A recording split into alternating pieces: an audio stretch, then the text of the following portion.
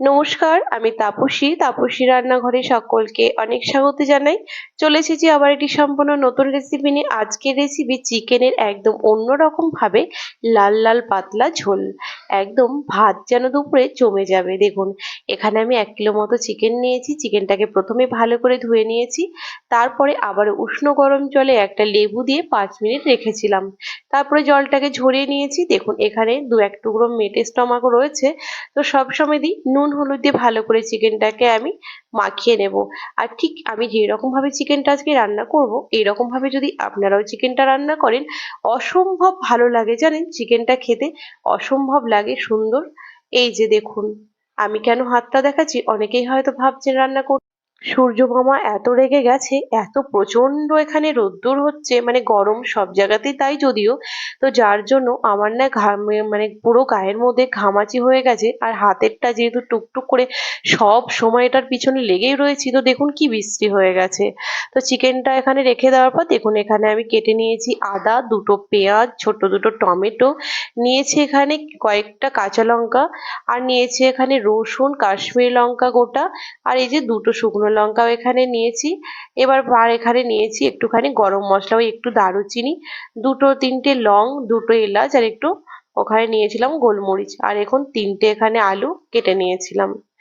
এবার কড়াই বসিয়ে দিয়েছিলাম, কড়াইটা গরম হয়ে গেছে, দিয়ে দিচ্ছি তেল। প্রথমে আমি 2 চামচ মতো তেল দেব, বেশি তেল এখানে দেব না। তারপরে সেই মশলাটা আমি আগে প্রথমে রেডি করে নেব, যেই মশলাটা দিয়ে চিকেন রান্না করলে একদম অসাধারণ টেস্টি হবে।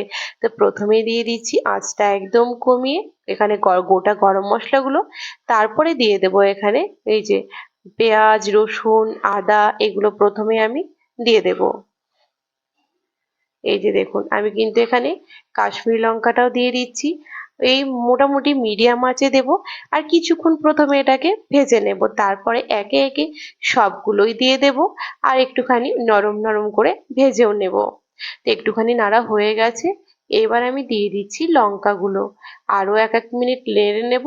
তারপরে দিয়ে দেব আমি টমেটো। টমেটো তো নরম, প্রথমে দিয়ে দিলে টমেটোগুলো গলেও যাবে, আর এগুলো একটু ভাজাও হবে না।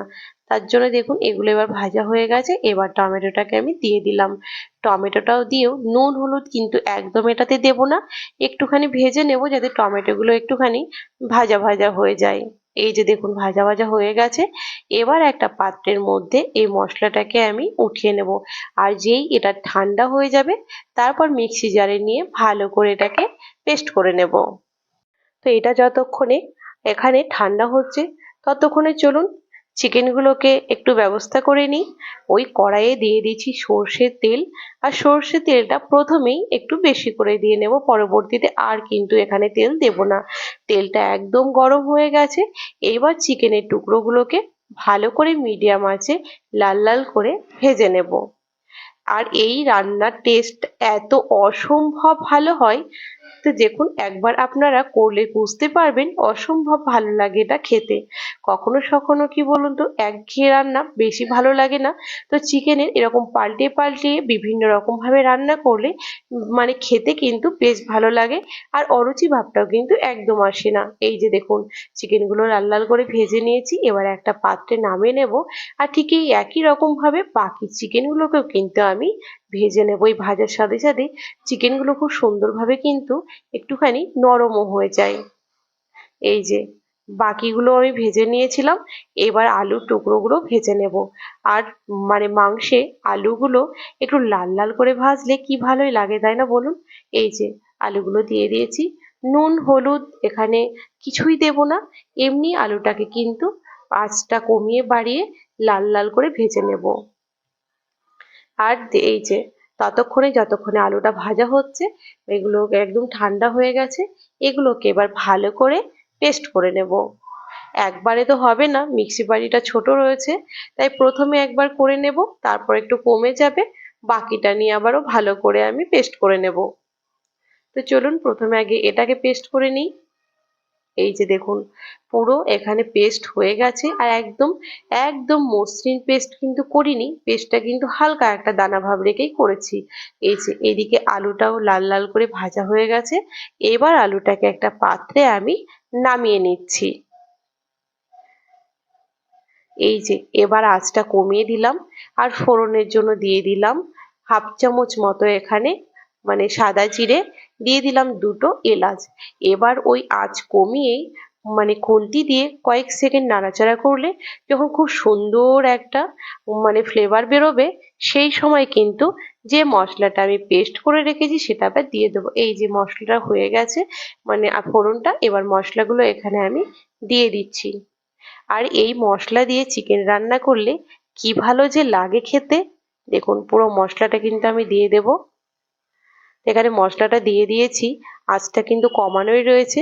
সাথে সাথে কিন্তু এখানে ভালো করে নাড়াচাড়া করতে হবে, যেহেতু প্রথমে কিছুটা মশলাটা হয়ে গেছিল, তাই অতক্ষণ কিন্তু কষানো মানে দরকার নেই। এই যে মশলার বাটি ধোয়া জল দিয়ে দিলাম, যেন মশলাটা নিচে লেগেও না যায় আর লেগে যেন পুড়েও না যায়। বা আবার একটুখানি দিয়ে দিলাম জল। এবার ভালো করে মশলাটাকে কষিয়ে নিতে হবে। মশলা যত সুন্দর করে কষানো হবে, যে কোনো রান্নার স্বাদ কিন্তু আরো বেশি ভালো হবে। এই যে দেখুন তেলটা যেই ছাড়তে শুরু করেছে, দিয়ে দিলাম এবার কাশ্মীর লঙ্কা গুঁড়ো, আর দিয়ে দিচ্ছি এখানে হলুদ গুঁড়ো। আমি কিন্তু কোনো রকম ভাবে এই রান্নাটায় জিরে গুঁড়ো ব্যবহার করছি না। আর এখানে দেখুন আমি কিন্তু এখানে ভালো করে এবার দিয়ে দিয়েছি এই যে কাশ্মীরি লঙ্কা গুঁড়ো দিয়েছি, আর এখানে হলুদ গুঁড়ো দিয়ে দিয়েছি। আমি কিন্তু এখানে ধনে গুঁড়ো আর জিরে গুঁড়ো এই দুটোর মধ্যে কোনোটাই কিন্তু এই রান্নায় ব্যবহার করিনি। স্বাদ মতো একটুখানি চিনি দিয়ে দিলাম। যে কোনো রান্নারই চিনি দিলে তার ব্যালেন্সটা ঠিক থাকে। এই যে মশলাটা সুন্দর করে কষানো হয়ে গেছে, তেলটা ছেড়ে গেছে। এইবার যে ভেজে রাখা চিকেনগুলো এক এক করে সব আমি এখানে কড়াইয়ের মধ্যে দিয়ে দেবো। এই যে চিকেনটা এবার দিয়ে দিলাম। এবার ভালো করে চিকেনটাকে আবারও মশলার সঙ্গে কষিয়ে নিতে হবে। এই যে দেখুন কি অসম্ভব একটা স্মেল বেরোচ্ছে জানেন, অসম্ভব ভালো লাগছে। হয়তো স্মেলটা আপনাদের আমি শোনার মানে বোঝাতে পারছি না, কিন্তু চিকেনটা দেখে নিশ্চয়ই বুঝতে পারছেন অসম্ভব ধরনের একটা সুন্দর স্মেল বেরোচ্ছে। এই যে কিছুক্ষণ মশলাটাকে আমি চিকেনে আর মশলাটাকে ভালো করে কষিয়ে নিয়েছি, তারপরে এখানে আলুটাও দিয়ে দিচ্ছি। এটা কিন্তু কাশ্মীরি আলু দিয়েছি। কাশ্মীরি আলু কিন্তু রান্নাতে বিশেষ করে মাংসে ভীষণ ভালো টেস্ট হয়। এই যে আলুটা দিয়ে আরো কিছুক্ষণ ভালো করে নাড়াচাড়া করে নেব, মানে আরো বেশিক্ষণ কষিয়ে নেব। আর এই যে নুন আমি দিয়েছিলাম না ভাজার সময়তে, যা দিয়েছিলাম এবার আমি দিয়ে দিলাম নুন। নুন দিয়ে এবার ভালো করে নাড়াচাড়া করব। আর এইবার কিন্তু প্রয়োজন হলে গরম জল ব্যবহার করব কষানোর জন্য, ঠান্ডা জল কিন্তু একদম ব্যবহার করব না। আঁচটা কমিয়ে ঢাকা দিয়ে দিলাম মিনিট দুয়েকের জন্য। এই যে মিনিট দুয়েকের মধ্যে একবার আমি দেখেছিলাম, তাই হালকা অল্প একটুখানি গরম জল আমি দিয়েছিলাম, আর কিন্তু একটুখানিও দেব না। ভালো করে সুন্দর করে কিন্তু এবার কষিয়ে নেব। দেখেছেন চিকেনটা কিন্তু অসম্ভব ভালো লাগছে দেখতে, তাই না বলুন? এই যে চলুন, তেলটা এবার চারিদিকে ছেড়ে গেছে। এবার গরম জল এবার আমি এখানে দিয়ে দেব। অবশ্যই রান্নায় গরম জল ব্যবহার করবেন, তাহলে রান্নার টেস্ট কিন্তু অনেক ভালো হয়। এই যে দেখুন গরম জল দিয়েছি, ফুটতে শুরু করেছে। যদিও এখানে জল আমি আরেকটু ব্যবহার করব, কারণ এখানে আমি একটু পাতলা পাতলা ঝোল টাইপেরই করব, গাঢ় করব না।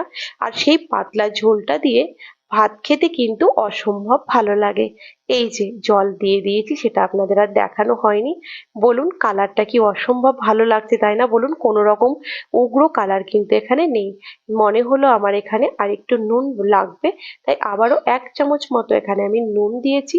এবার ভালো করে নাড়াচাড়া করে নেব। আর কিন্তু আমি ঢাকা দেব না, যেহেতু আলুটাও প্রায় সেদ্ধ হয়ে গেছে, কারণ মাংসের সাথেও আমি কষিয়েছি। আর চিকেনটা তো প্রথমে জানেন যে আমি ভেজে নিয়েছিলাম, তাই অনেকটা সেদ্ধ হয়ে গেছিল। আর বেশ কিছুক্ষণ ধরে আমি কষাচ্ছি। এই যে এইবার দেখুন কিছুক্ষণ ধরে ফুটে এসেছে, একদম আলু চিকেন সব সেদ্ধ হয়ে গেছে। এইবার দিয়ে দিলাম আমি গরম মশলার গুঁড়ো। যেহেতু প্রথমে আমি মানে গোটা গরম মশলা দিয়েছিলাম, তাই গরম মশলা খুবই কম পরিমাণে দিয়েছি। আর ওই 2-5 ফোঁটা দিয়েছি এখানে ঘি। এতে যে কি দারুণ একটা ফ্লেভার আসে। এই যে আঁচটা একদম কমিয়ে দিয়েছি, আর ভালো করে একটুখানি নাড়াচাড়া করে নিচ্ছি।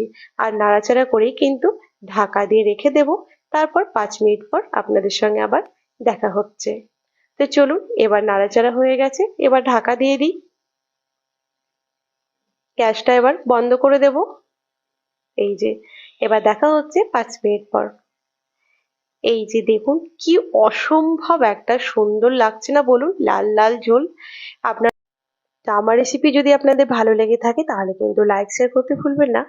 কমেন্টে কিন্তু আমাকে অবশ্যই জানাবেন এই মশলায় চিকেনের এই যে পাতলা ঝোল আজকে আমি বানিয়েছি, এই রেসিপিটি আপনাদের কেমন লেগেছে। আর ভালো লাগলে চটপট এরকম ভাবে আপনারাও বাড়িতে রান্না করে খেয়ে আমাকে কিন্তু কমেন্টে সেটাও জানাবেন যে এই চিকেনের রেসিপিটি আপনাদের কেমন লেগেছে। আমার তো অসম্ভব ভালো লেগেছে। আপনাদের কেমন লেগেছে আমাকে কিন্তু কমেন্টে জানাতে একদম ভুলবেন না।